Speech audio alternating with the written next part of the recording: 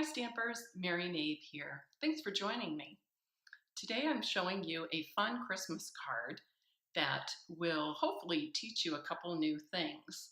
The first is I'm going to show you how to create a stamped heat embossed image in any of the Stampin' Up! Colors. And I'm also going to show you how to use the new tag punch from the annual catalog in what I think is a new and clever way that I've come up with. So hang on, stay with me, and enjoy this video tutorial. Okay, so this is the card I'm using today. I'll show you how I came up with the red heat embossed image without us having any red embossing powder. And I'm also going to show you how I made this little ornament topper in the silver foil. But first, I want to share with you that the inspiration for this card came from one of the stamp sets in the Stampin' Up! 2017 holiday catalog.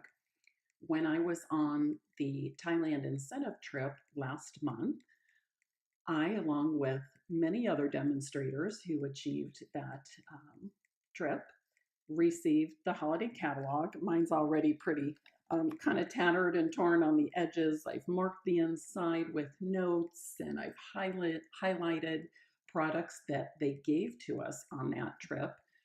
Many of them they gave to us as prizes and gifts.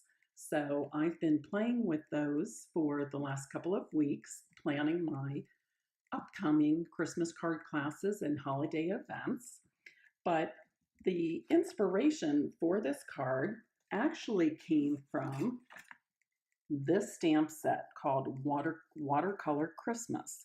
And it is this stamp in particular that gave me the vision of a glass ball ornament for a Christmas tree.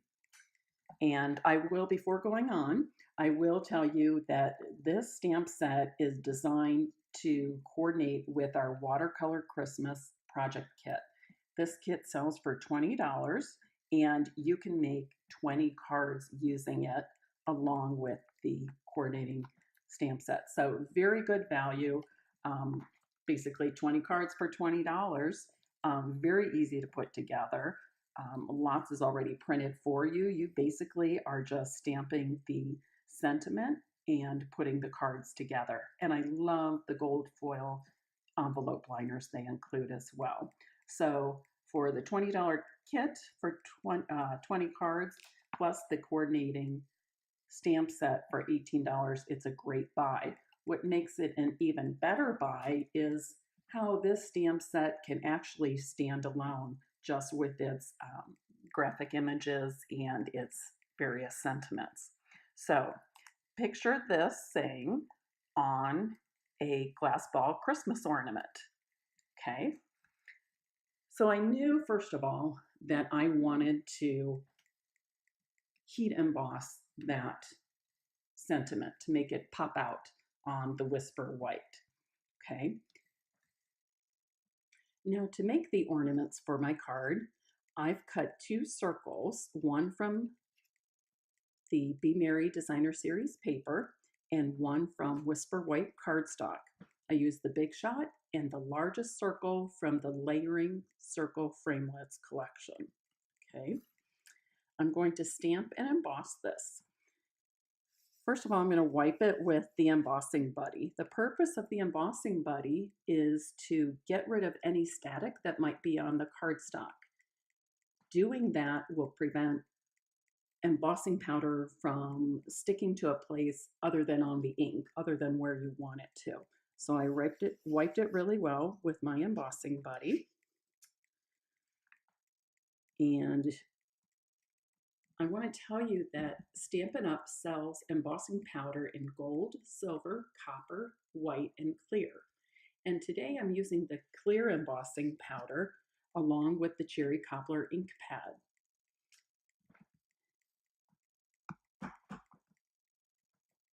With the clear embossing powder, you can get a heat embossed image in any of the Stampin' Up! Colors.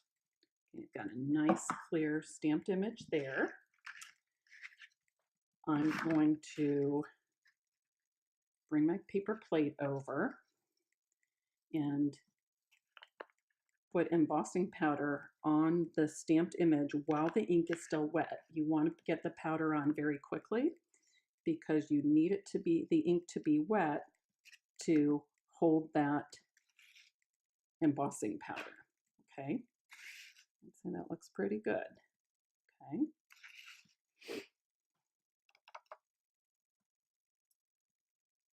I'm going to use this clothespin and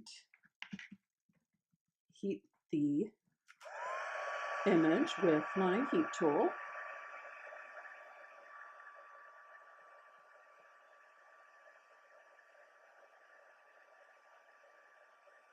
Takes a couple seconds, but it will start to, the heat will start to melt the embossing powder, the clear embossing powder. And that way your red cherry copper ink will show through. And you can see the difference. Some places it's shiny and wet looking, and other places it's dull and dry looking. When it's all shiny and wet looking, and it's really not wet, it dries pretty darn quick. But when it looks all shiny like that, then you know you've embossed the entire image well. Okay, and it's all heat set now. Okay, I will tell you, I'm not quite centered here, but if I were not doing this on video, I would stamp and emboss first and then go in and cut with the framelit, because then I would better be able to center it. But I pre-cut the circles simply as a matter of time, saving time for you, because you want to get the important parts of the project and not have to watch through all those tedious parts. Okay, so now how do I make the ornament topper in the silver foil paper? For this, I'm using our new tag punch that you can find in the annual catalog. Okay, I know that's kind of hard to see there, but if I flip it like this, you'll get a better idea of the shape. It's designed to cut and fold in half so that you can make tabs to use perhaps with your calendar or planner. You could make pocket cards and this be the tab to pull out the insert. It could be used with a mini album, mini scrapbook album. And today I'm using it to make the ornament topper. Now before I punch this, and this is the trick, I've got my silver foil paper, but I'm going to turn it over to the back side. I think you'll be able to see a little bit better. I've got a 1/2 inch circle punch. I'm going to cut a circle. And then I'm going to go in with my tab punch.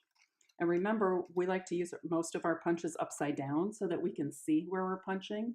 And now what you want to do is have that punched 1/2 inch circle centered in 1/2 of that tab punch. Okay, I think that looks pretty good. And I'm going to punch it. This is a little thicker than our usual cardstock, so you're going to have to squeeze pretty hard, but you can definitely do it. So this is what I have now. Okay, might be easier to see that way. And I'm simply going to fold it in half. Okay, I've got, now before I put it on, I don't want to see that white center. So I'm going back in with my 1/2 circle punch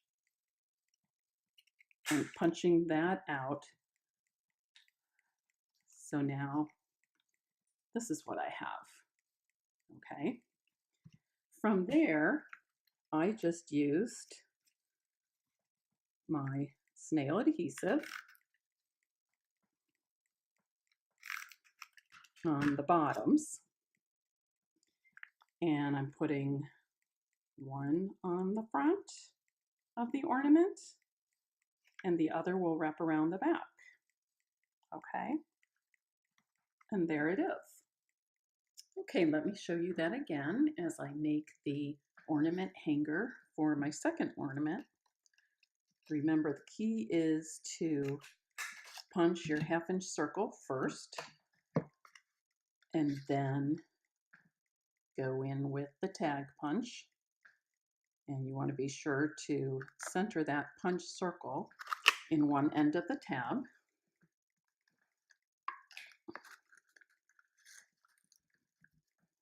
Okay, so there's my second one. Fold it in half, punch the white circle out with the same 1/2 inch punch. Use a little snail on each end, and then adhere to the front and the back of your DSP for your second ornament. Okay, I have already pre-made my bow.